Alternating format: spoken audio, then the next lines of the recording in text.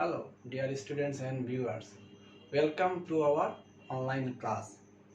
Myself, Pritam Goswami, Assistant Teacher, Bodagat Public High School, Srimangor.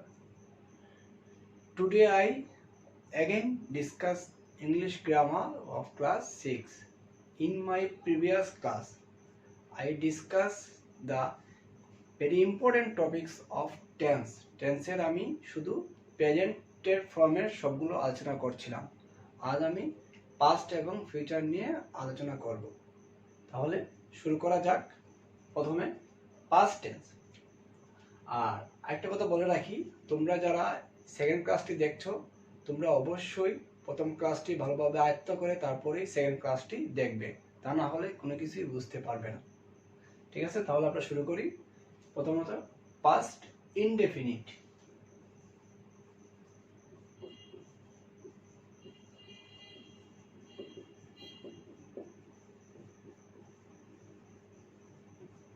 Past indefinite tense ঠিক আগের মতোই যা বলেছিলাম, সাবজেক্ট থাকবে, অবজেক্ট থাকবে।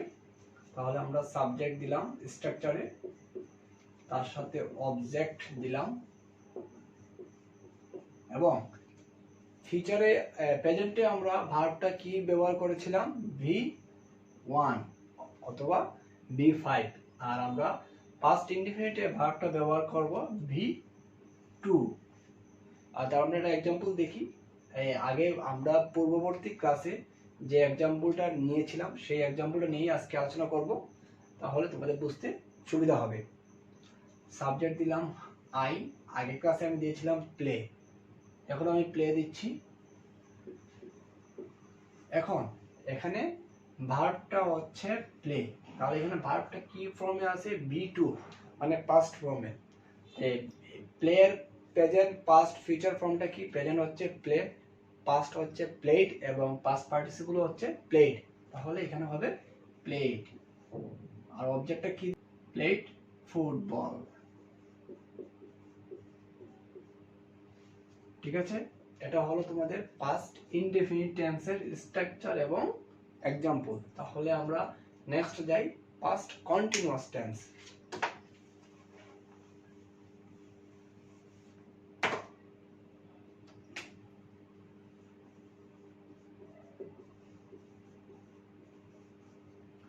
Past continuous tense.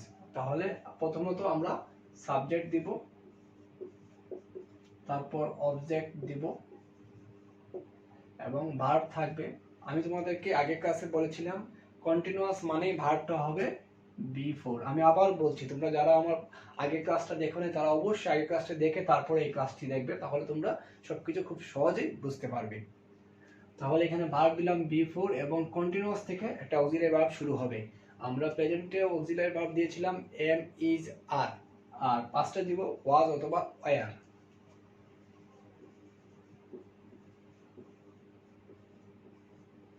এই হলো পাস্ট কন্টিনিউয়াস টেন্সের গঠন প্রণালী। একটা एग्जांपल দেই, সাবজেক্ট যদি দেই I was, প্লেয়ার সাথে ing, I was playing football।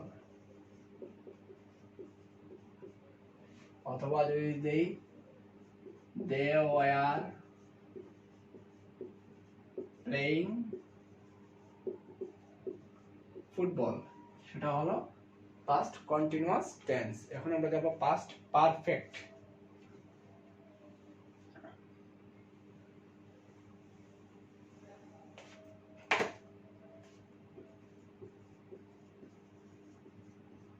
Past perfect টেন্সের স্ট্রাকচারটা কি হবে, গঠন প্রণালী, সাবজেক্ট থাকবে, আমরা অবজেক্ট দিলাম, ভার্ব দিব। তোমাদের আমি বলেছিলাম আগের ক্লাসে পারফেক্ট মানেই ভার্বটা হবে B3 মানে পাস্ট পার্টিসিপল, এবং তার সাথে অক্সিলারি ভার্ব লাগবে হেড। প্রেজেন্টে কি অক্সিলারি ভার্ব ব্যবহার করেছিলাম, হ্যাভ অথবা হ্যাজ, আর পাস্টে আমরা ব্যবহার করলাম হ্যাড। एग्जांपल দেখি, I had, player past participle played, I had played football। যেহেতু একটা শুধু অক্সিলারি ভার্ব আছে, তাহলে হি এর সাথে হ্যাড, দেয়ার সাথে হ্যাড, বাকি যা থাকবে সবার সাথে সাবজেক্টের সাথে হ্যাড বসবে, সেটা গেল পাস্ট পারফেক্ট। এখন আমরা আসবো পাস্ট পারফেক্ট কন্টিনিউয়াস।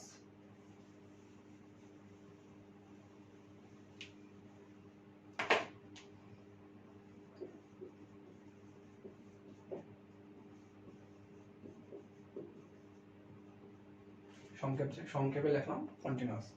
ঠিক আছে, তাহলে পাস্ট পারফেক্ট কন্টিনিউয়াস মানে ভার্বটা হবে বি4, তার সাথে কি বলছিলাম যে পারফেক্টে যে অক্সিলারি ভার্ব থাকবে সেটা পারফেক্ট কন্টিনিউয়াসে হুবহু থাকবে এবং তার সাথে অতিরিক্ত হিসেবে শুধু বিন যুক্ত হবে।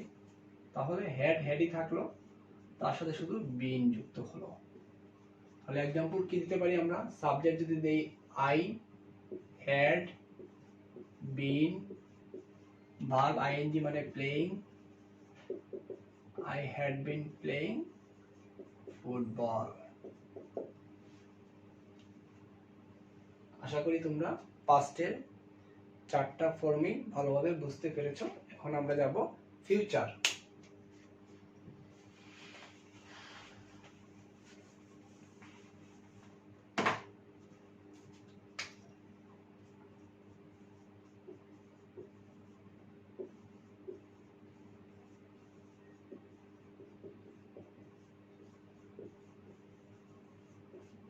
ফিউচার ইনডেফিনিট টেন্স বরাবর আগের মতোই সাবজেক্ট থাকবে প্লাস অবজেক্ট থাকবে, তো ভার্ব থাকবে। তোমরা একটা জিনিস ফলো করো, আমরা প্রেজেন্টে ভার্ব দিয়েছিলাম V1 অথবা V5, পাস্টে দিয়েছিলাম V2, ফিউচারে আমরা ভার্বটা কি দিব? ভার্বটা আবার আমরা V1 দিব। এবং আরেকটা খুব ইম্পর্টেন্ট জিনিস যে ফিউচার ইনডিফিনিট টেন্স থেকেই আমরা অক্সিলারি ভার্ব শুরু করব। প্রেজেন্ট আর পাস্টে অন্য সময় অক্সিলারি ভার্বটাও মেইন ভার্ব হিসেবে বসতে পারে, কিন্তু স্ট্রাকচার অনুযায়ী ফিউচারে ভার্বের সাথে অক্সিলারি ভার্ব থাকবে। ফিউচার অক্সিলারি ভার্ব কি কি ব্যবহার করব আমরা? শ্যাল অথবা উইল। কিন্তু বর্তমানে উইলটার ব্যবহারই বেশি রয়েছে, প্রচলনটা বেশি এখন উইলের। তাহলে আমরা শুরু করি। एग्जांपल দিয়ে একটা সাবজেক্ট দিলাম আই উইল, ভার্বটা যেহেতু B1 তাহলে প্লে নিছিলাম আই উইল প্লে ফুটবল। ঠিক আছে, আমি ফুটবল খেলবো, ভবিষ্যতে কাজ বোঝাচ্ছে। এখন আমরা যাই ফিউচার ইনডিফিনিট করলাম, এখন আমরা যাই future continuous.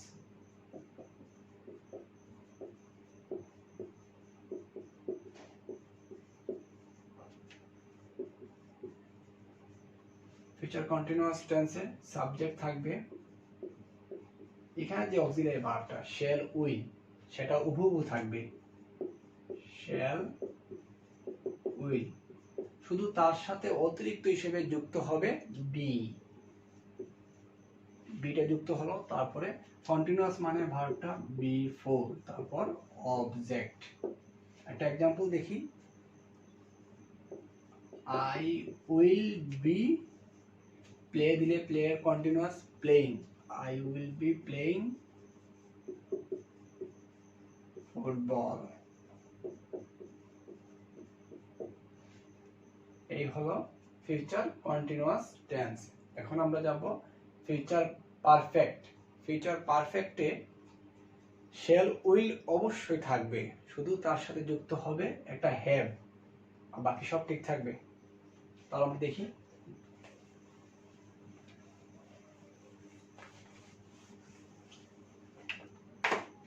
Future perfect tense.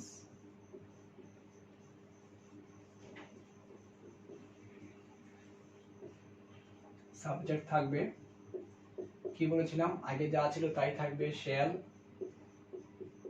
অথবা উইল, তার সাথে হ্যাভ যুক্ত হবে নতুন। পারফেক্ট যেহেতু ভার্বটা হবে B3 এবং তার সাথে অবজেক্ট। তাহলে একটা एग्जांपल দেখি, I will have player past participle played, I will have played football.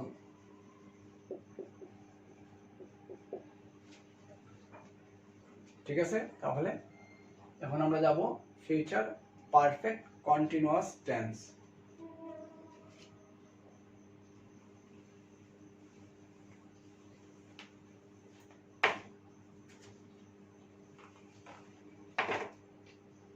আমি সংক্ষিপ্ত আকারে লিখছি, কন্টিনিউয়াসটা তোমরা বুঝে নিও।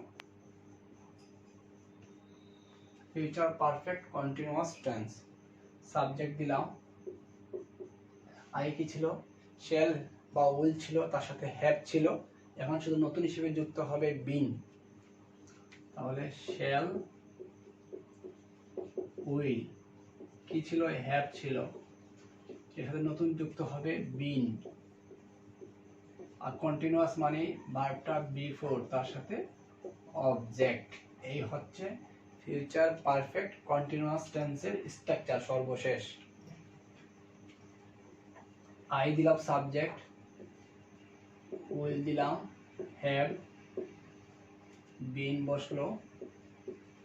দেখো আই সাবজেক্ট, শেলের মধ্যে উইল, হ্যাভ, বিন, এবং ভার্বটা হবে বিফোর, তাহলে প্লেয়ার বিফোর প্লেইং। আর অবজেক্ট দেব ফুটবল। তাহলে কি হলো, I will have been playing football. They will have been playing football, he will have been playing football, she will have been playing football. আমরা তাহলে নিমিষেই খুব সহজেই টেন্সটি পড়ে ফেললাম। আমি আশা করি তোমরা বুঝতে পেরেছো। আমি যতটুকু সম্ভব সহজভাবে তোমাদের কাছে উপস্থাপনা করার চেষ্টা করেছি। তোমরা এই টপিকসটি খুবই ইম্পর্টেন্ট, বারে বারে বলছি আমি। ইংলিশ গ্রামারের মধ্যে টেন্সটা খুবই ইম্পর্টেন্ট। টেন্সটা হচ্ছে ইংলিশ গ্রামারের একটা ভিত্তি, ঠিক আছে? তাহলে তোমরা এটা খুবই ভালোভাবে আয়ত্ত করবে এবং অনেক বেশি এক্সাম্পল নিজে থেকেই তৈরি করবে, আশায় বেশি বেশি করে প্র্যাকটিস করবে। পরবর্তী ক্লাসে আবার দেখা হবে। সেই পর্যন্ত তোমরা ভালো থাকো, সুস্থ থাকো, নিরাপদে থাকো।